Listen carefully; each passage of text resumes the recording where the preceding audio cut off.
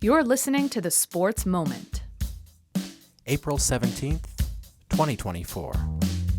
part of the Sports Moments and Memories with Kraig Olson podcast. Be sure to like and subscribe so you never miss a sports moment.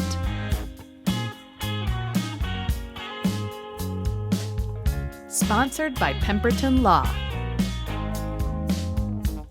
and Lake Area Docks and Lifts.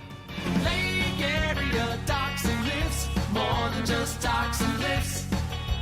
Lake Area Docks and Lifts. Well, yesterday resulted in a lot of rain and therefore a lot of postponements around the area. No local activities took place, so nothing to recap, and today looks like more of the same, although the Spartan baseball team is scheduled to host Minnesota North College from Rainy River in a doubleheader today, and the Lady Spartans are scheduled to go to St. Cloud for a doubleheader. Rain may play into both of those plans, however. We'll see how it goes. But we do have some interviews coming up here on the podcast from earlier this week. We have some West Central area golf conversation with Kraig Hunter, who's got a very nice team, a team that is expected to challenge for a state tournament run, and we'll talk with Kraig about that in just a few minutes. But let's start out by talking NBA playoffs as the NBA play-in tournament is underway. The Los Angeles Lakers have advanced with a 110-106 win over the New Orleans Pelicans, and Sacramento defeated Golden State 118-94 in their game last night. So that will move Sacramento on into the first round of the playoffs. Now, the first round for the Timberwolves is on Saturday. The best-of-7 series opens against the Phoenix Suns, and the Timberwolves will host that game at 2:30 on Saturday afternoon. Of course, the Suns have the Timberwolves number. They have beaten them 3 times in a row, all 3 times they played this year. But the Timberwolves get the home court advantage as the higher seed at number 3. And they are 1.5-point favorites in the opening game of the tournament on Saturday afternoon. Again, a 2:30 start in that one. There's more play-in action on the schedule tonight, as the games that are on tap are the Miami Heat and the Philadelphia 76ers, the Atlanta Hawks against the Chicago Bulls, and that's that Heat 76ers game is the play-in for the 7th place team, and the loser of that game will play the winner of the Hawks Bulls for the 8th seed, and they will play tomorrow night to determine that. So, or Friday night rather, to determine that. So the play-in round continuing, and then the first round gets underway with 4 games Saturday and 4 games Sunday in the NBA tournament. Pemberton Law carries a legacy of trustworthy and reputable legal representation that dates back to 1883. You can visit them at their offices in Fergus Falls, Wadena, Detroit Lakes, and Alexandria, and online, of course, at pemlaw.com. Lake Area Docks and Lifts offers premium waterfront equipment sales, service, and installation. Best quality and service at the best prices. Just ask your neighbor at the lake about Lake Area Docks and Lifts.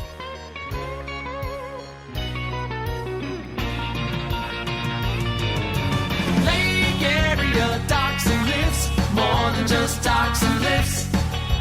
Lake Area Docks and Lifts.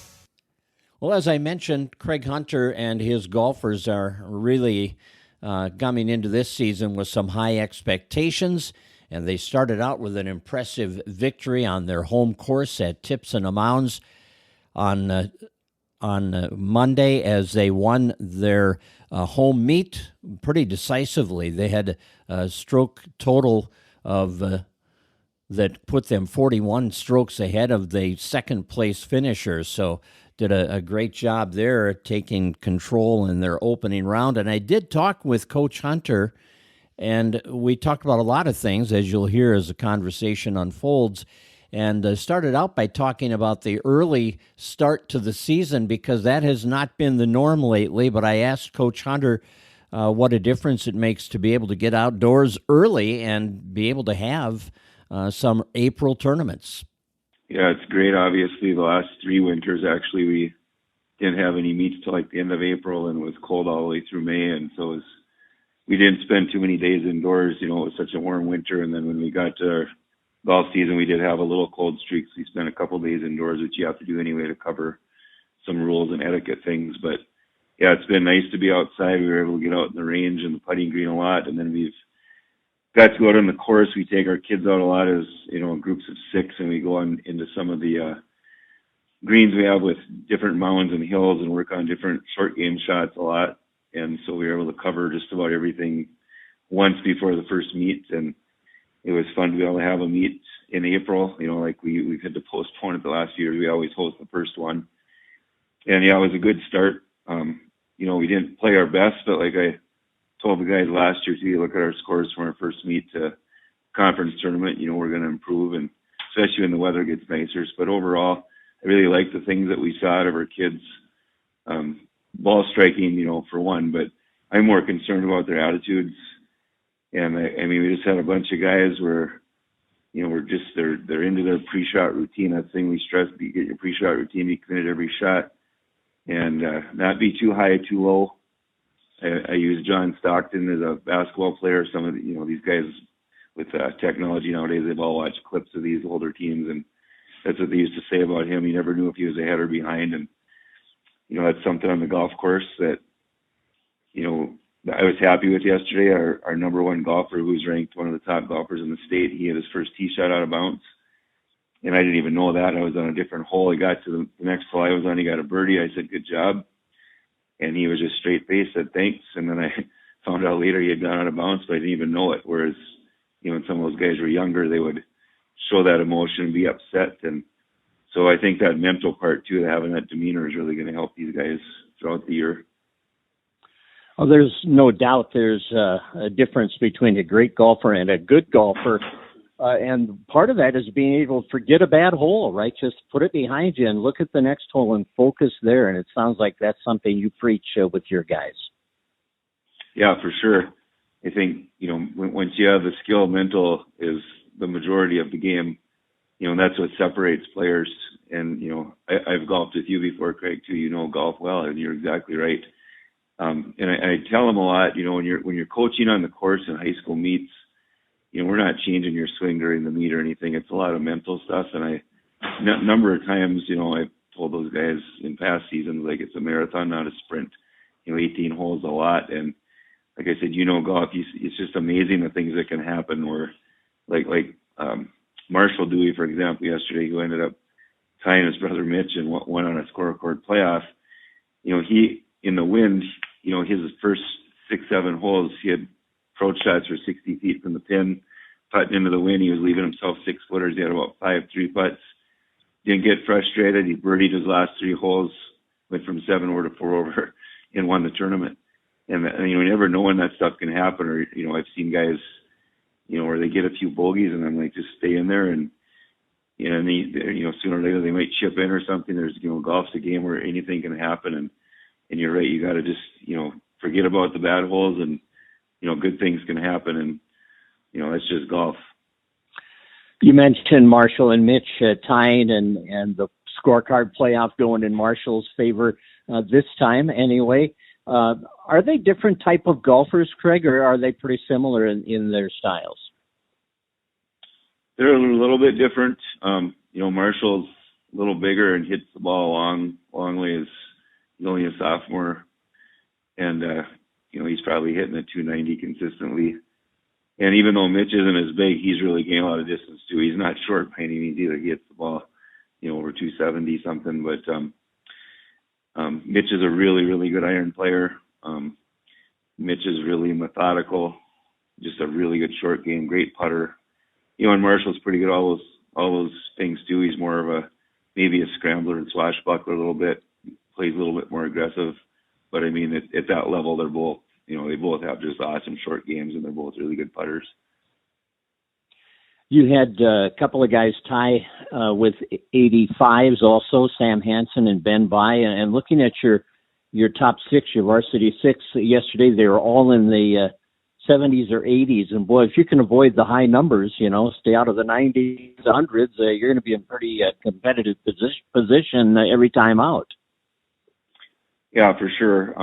So Sam, he's been an all-conference player in 8th and 9th and 10th grade already. And now he's a junior, and he tied Logan Koslecki for the conference championship round last year in that last meet of 74, lost in a playoff.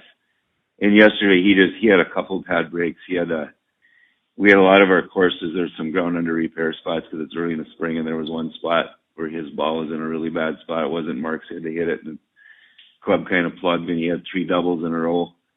But he's just got a super attitude. He's won the best teammate award, and I think football, basketball, and golf. He's just an energy giver type kid. And I met him after his 3rd double bogey, and I didn't say anything about the double bogey. I just said, "Did you hit that drive good?" Because he had just teed off. He's like, "Oh, coach, I just killed it." And he drove the green on a 350-yard hole downwind, and he was still upbeat. And so we know he shot an 85, but he's going to be consistently in the 70s all year. And then Ben By and Bryce Chesbo, they decided after spring sports last year they were going to come up for golf, and they've played a lot of golf with their friends out at the golf course, and so they started taking lessons with our pro Josh Lang out there all summer. And so it was their first meet, and they just did fabulous. They're both really good ball strikers, and I could see that from the first practice. And then when I took them out on the do some short game things, that's what I really wanted to see. And they were chipping and hitting all the little. I was showing them different shots, and they were able to do everything. And they do go. The kids have a simulator. They go out to out by our golf course too during the winter, so they've already worked on a lot of wedge shots and stuff, doing that as well during their lessons. So really nice surprise with those guys, and they have both broken 80 before. And then Cam Anderson, he's our 4th guy back from last year, and he was in the lead at Thumper Pond last year for a lot of the meet. And he's shot 78, 79, 80 quite a bit too. So we could potentially have 6 guys in the 70s and a couple in the 60s if they play good. So, it's a fun group. They're very coachable, and they very dedicated, play a lot of golf, and they are mature now. So I think they have the mental part too. And your goals for this year, Kraig, you mentioned before we started, you're in 2 conferences. You got a lot of mates play, a lot of different courses. What kind of goals do you have for this group as a whole and individually? Without trying to sound too overconfident, our goal is to try to win the state championship. I know Park Christian, our section, is good every year, and Hillcrest Thunder would have good teams. I'm not sure about the other North teams. You got to get out of the section first. But, I've been to the state before with teams, and, 3 years ago when these guys were like Mitch and Marshall and Sam were 7th, 8th, and 9th graders, we had guys in the high 70s to 78 to 88. We took 5th, and this year I think with the scores we're shooting, I think we have the potential on a good day to play with anybody in the state. And obviously trying to win the conferences we're into. Obviously Minnewaska, they beat us on the last day last year. They're a perennial powerhouse, so that's one of our goals too, is to try to beat win the West Central Conference too. But definitely make it to the state tournament and see what we can shoot down there. And how big a factor is it coming off a winter where a lot of these guys had the success they had on the basketball court? I know it's a different sport, but how much does that success and the experience at that level help move into the next season, no matter what it is? Yeah, I think it definitely helps. I think both sports, even during the basketball season, I talked to those guys a lot about golf too. Like, I said, you guys playing golf, you're already been through all this stuff mentally, because in golf you have to mentally be into it for a long period of time, that concentration level. And so I think it works both ways. And I could just see that yesterday too in their mentalities. Like, these guys being in the state basketball tournament, being on so many good teams and winning several conference championships in basketball, like on the golf course, they don't ever look rattled either. Like I've had other teams where they look a little nervous or, something bad happens, and these guys are pretty even keel, which was kind of our identity, we're a team in basketball too. So I definitely think you're right on that. Well, and it helps to have guys that push each other too. They're competitive enough that I'm sure you get some pretty good matches out there between teammates. Oh yeah, we were just talking about that yesterday. Actually, this pro that works with Josh Lang, he keeps saying that too. Like, keep pushing them, keep competing. And we take one day a week and we kind of do some competitions. We get different groups and we make up different games just to do that.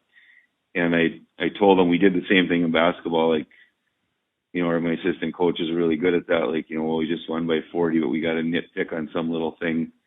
And we would do that, and they would roll their eyes at me during basketball. I'm like, we're pushing you guys. I kind of told them that same thing in golf. Like, there's just little things that we can keep getting better at. And, not every course we're playing is going to be the same. There's more elevated greens. There's, of course, more bunkers or fairway bunkers, and there's always little things. And you're definitely right. We got to keep competing against each other and keep pushing each other. And to start the year, too, we had a lot of kids out this year. And so, we had our 4 guys. We had Cam, Sam, and Mitch and Marsh back. But those 4, 5, and 6 spots, we have a few other golfers that were close to Bryce and Ben, too. And they've kind of been beating them out so far. So that's good that way, too, to push for those positions. And then it's going to be competition posting that 4th score, too, because that 4th score might make a big difference for us this year. Well, obviously, high expectations for the West Central area golfers as they enter this season, and off to a great start. They have a lot of talented, experienced golfers that will be leading them on the links this spring. And tomorrow we'll visit with Anita Heyer, the head coach of the Rothsay softball team. They opened their season with a couple of victories over Hancock on Monday, and they have some high expectations as well, and we'll hear from Anita about their first couple of games and the performance out there and what she expects from her girls this season. Well, hope you have a great day and come back and visit us again tomorrow. Let's hope the Twins can salvage 1 game out of their 3-game series with Baltimore. Thanks for joining us. You've been listening to The Sports Moment with Kraig Olson, sponsored by Pemberton Law and Lake Area Docks and Lifts. Produced by Sunroom Lab. Music by Blue Red Roses. Subscribe wherever you get your podcasts, and thanks for listening.